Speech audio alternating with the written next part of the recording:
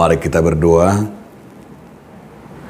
Kasih karunia dan damai sejahtera dari Allah Bapa dan dari anaknya Tuhan Yesus Kristus menyertai kamu sekalian. Amin. Salam saudaraku. Marilah kita mendengarkan firman Tuhan yang tertulis dalam kitab 1 Korintus 1 ayat 21. Oleh karena dunia dalam hikmat Allah tidak mengenal Allah oleh hikmatnya,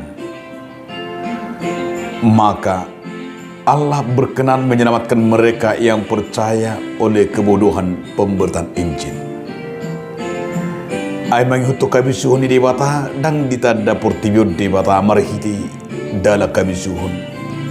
Gabi di halamohod dewata ma paluahun akkana porseng marhiti-hiti jamita hautoon. Demikianlah firman Tuhan. Saudaraku dalam nama Tuhan Yesus Kristus, judul renungan kita hari ini adalah hikmat Allah. Pemberitaan tentang salib adalah sebuah kebodohan bagi orang yang akan binasa. Karena mereka melihat dan memahami bahwa salib itu dianggap sebuah kejahatan dan beban, termasuk ala orang-orang yang jahat. Dalam konsep orang Yahudi dan orang-orang Yunani, termasuk mereka melihat tentang salib itu adalah sebuah ejekan. Karena menganggap salib itu sebuah kebodohan, maka dianggap Allah benar-benar tidak ada hikmahnya, dan dianggap Allah benar-benar memalukan. Maka disinilah Paulus yang hebat sekali, luar biasa, menyatakan kepada jemaat di Korintus. Artinya bahwa mereka yang menganggap tentang pemberitaan firman itulah sebuah kebodohan. Tetapi Paulus mau berkata, artinya oleh karena hikmat Allah bahwa dunia ini tidak mengenal, bahwa sehebat apapun intelektual dunia tidak akan mengenal pemberitaan Injil dan salib Kristus itu yang mampu menyelamatkan. Karena dianggap mana mungkin. Tapi hikmat Allah bagi dunia lah Allah yang menyatakan lewat salib itu, penderitaan itu.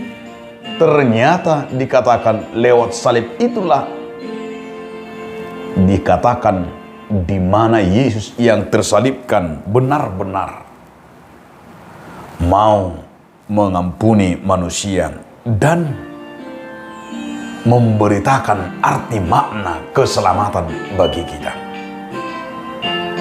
Jika hikmat tanpa salib, maka fokus penyembahan bukan lagi Yesus, tetapi manusia.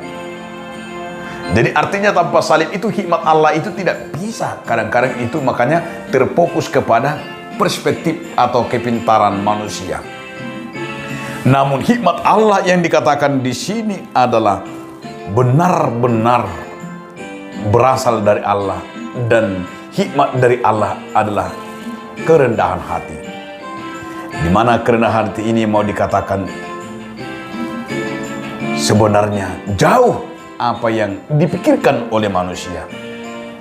Sebab disinilah kita akan memahami sumber kesombongan itu adalah jika manusia itu mengandalkan dan tidak bisa menerima Yesus yang tersalibkan. Dan itu juga merupakan sebuah perpecahan, termasuk di jemaat di Korintus. Perpecahan itu karena mereka menganggap orang yang hidup dalam ibadah itu adalah bodoh. Nah, jika firman hari ini mau mengajak kita mengizinkan bagaimana hikmat Allah itu membuat kita benar-benar mau sampai, yaitu akan pengenalan, yaitu yang paling dalam, mengenal siapakah Tuhan itu. Di mana kita akan secara iman kita, dari apa yang kita rasakan, bahwa hikmat Allah itulah kita mampu mensyukuri anugerah Tuhan. Dan hikmat Allah itulah yang membawa kita terus-menerus memiliki kekuatan untuk menyembahnya. Dan hikmat dari Allah itulah membuat kita akan mampu mengatasi segala pergumulan dan masalah dalam hidup kita. Oleh karena itu, saudara-saudaraku, marilah kita terus menerima, terus-menerus hidup di dalam firman Tuhan, terlebih akan hikmat daripada Tuhan yang memampukan kita untuk melihat segala rencana Tuhan. Amin. Terima kasih Tuhan atas firman-Mu yang mengajar kami agar kami terus hidup dalam hikmat-Mu. Amin.